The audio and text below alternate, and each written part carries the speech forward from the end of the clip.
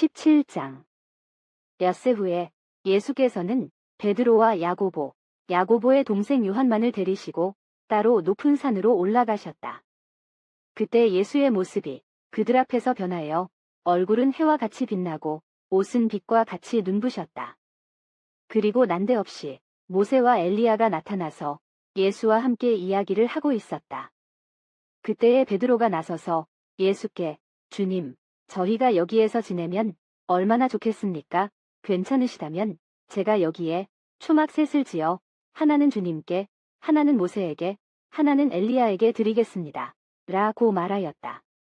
베드로의 이 말이 채 끝나기도 전에 빛나는 구름이 그들을 덮더니 구름 속에서 이는 내 사랑하는 아들, 내 마음에 드는 아들이니 너희는 그의 말을 들으라고 하는 소리가 들려왔다. 이 소리를 듣고 제자들은 너무도 두려워서 땅에 엎드렸다. 예수께서 그들에게 가까이 오셔서 손으로 어루만지시며 두려워하지 말고 모두 일어나라고 말씀하셨다. 그들이 고개를 들고 쳐다보았을 때 예수밖에는 아무도 보이지 않았다. 예수께서 제자들과 함께 산에서 내려오시는 길에 인자가 죽었다가 다시 살아날 때까지는 지금 본 것을 아무에게도 말하지 말라고 단단히 당부하셨다. 그때에 제자들이 예수께 율법학자들은 엘리야가 먼저 와야 한다고 하는데 어떻게 된 일입니까고 물었다. 예수께서는 과연 엘리야가 와서 모든 준비를 갖추어 놓을 것이다. 그런데 엘리야는 이미 왔다. 그러나 사람들이 그를 알아보지 못하고 제멋대로 대하였다. 인자도 이와 같이 그들에게 고난을 받을 것이다라고 대답하셨다. 그제야 비로소 제자들은 이것이 세례 요한을 두고 하신 말씀인 줄을 깨달았다.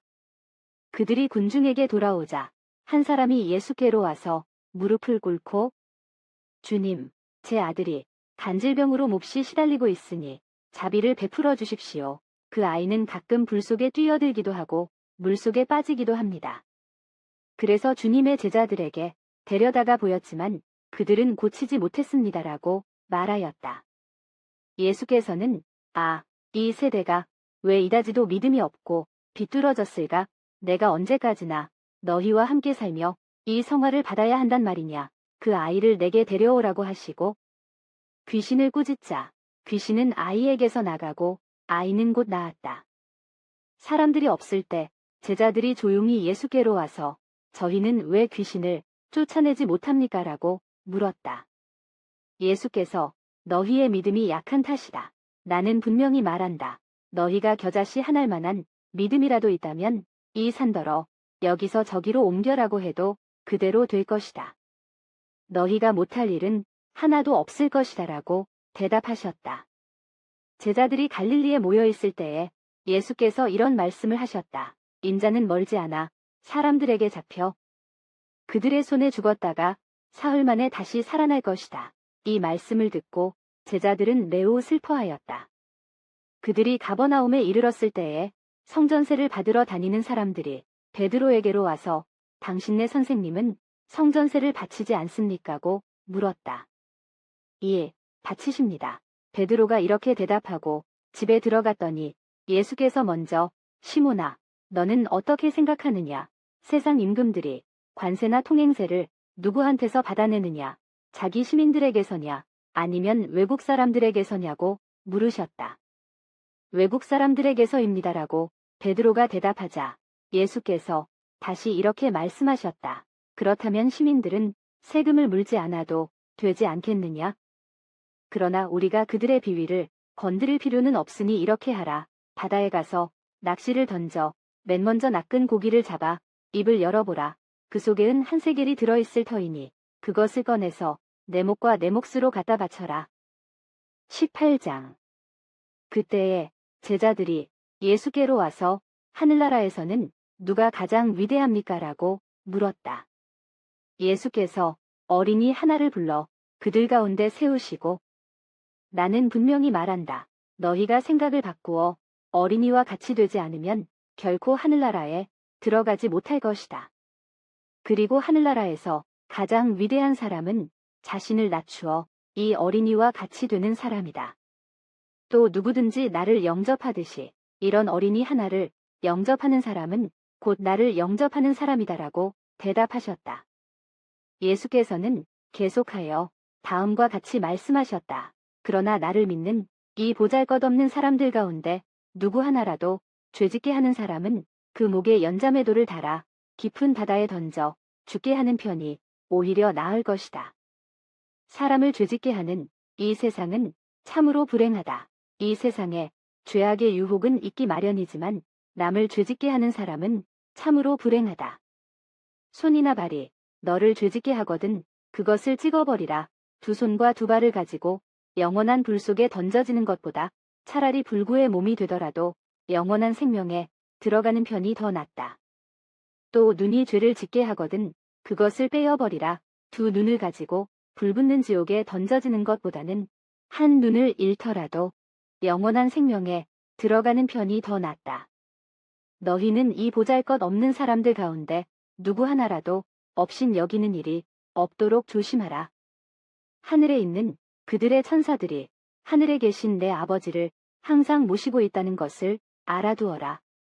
너희의 생각은 어떠하냐? 어떤 사람에게 양 100마리가 있었는데 그 가운데서 한 마리가 길을 잃었다고 하자 그 사람은 99마리를 산기슭에 그대로 둔 채 길을 잃은 양을 찾아 나서지 않겠느냐? 나는 분명히 말한다. 그 양을 찾게 되면 그는 길을 잃지 않은 99마리 양보다 그 한 마리 양 때문에 더 기뻐할 것이다. 이와 같이 하늘에 계신 너희의 아버지께서는 이 보잘것없는 사람들 가운데 하나라도 길을 잃는 것을 원하시지 않는다.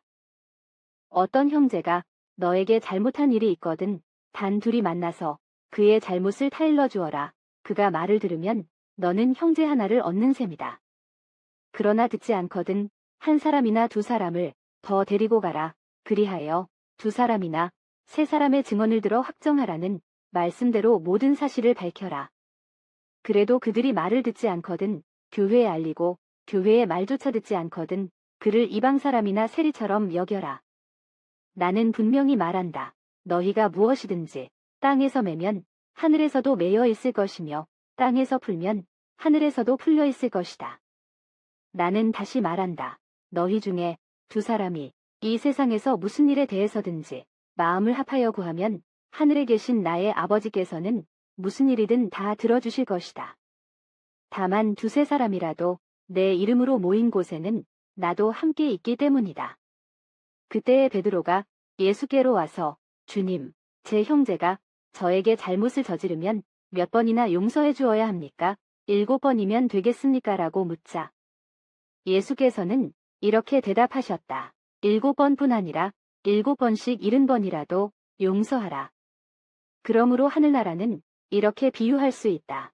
어떤 왕이 자기 종들과 셈을 밝히려 하였다. 셈을 시작하자 1만 달란트나 되는 돈을 빚진 사람이 왕 앞에 끌려왔다. 그에게 빚을 갚을 길이 없었으므로 왕은 내 몸과 내 처자와 너에게 있는 것을 다 팔아서 빚을 갚아라고 하였다. 이 말을 듣고 종이 엎드려 왕에게 절하며 조금만 참아주십시오. 곧 다 갚아드리겠습니다라고 애걸하였다. 왕은 그를 가엾게 여겨 빚을 탕감해주고 돌려보냈다. 그런데 그 종은 나가서 자기에게 100데나리온밖에 안 되는 빚을 진 동료를 만나자 달려들어 멱살을 잡으며 내 빚을 갚으라고 호통을 쳤다. 그 동료는 엎드려 꼭 갚을 터이니 조금만 참아주게라고 애원하였다. 그러나 그는 들어주기는커녕 오히려 그 동료를 끌고 가서 빚진 돈을 갚을 때까지 감옥에 가두게 하였다. 다른 종들이 이 광경을 보고 매우 분개하여 왕에게로 가서 이 일을 낱낱이 일러 바쳤다. 그러자 왕은 그 종을 불러들여 이 몹쓸 종아, 내가 애걸하기에 나는 그 많은 빚을 탕감해주지 않았느냐? 그렇다면 내가 너에게 자비를 베푼 것처럼 너도 내 동료에게 자비를 베풀었어야 할 것이 아니냐라고 하며 몹시 노하여 그 빚을 다 갚을 때까지 그를 형리에게 넘겼다. 너희가 진심으로 형제들을 용서하지 않으면 하늘에 계신 내 아버지께서도 너희에게 이와 같이 하실 것이다.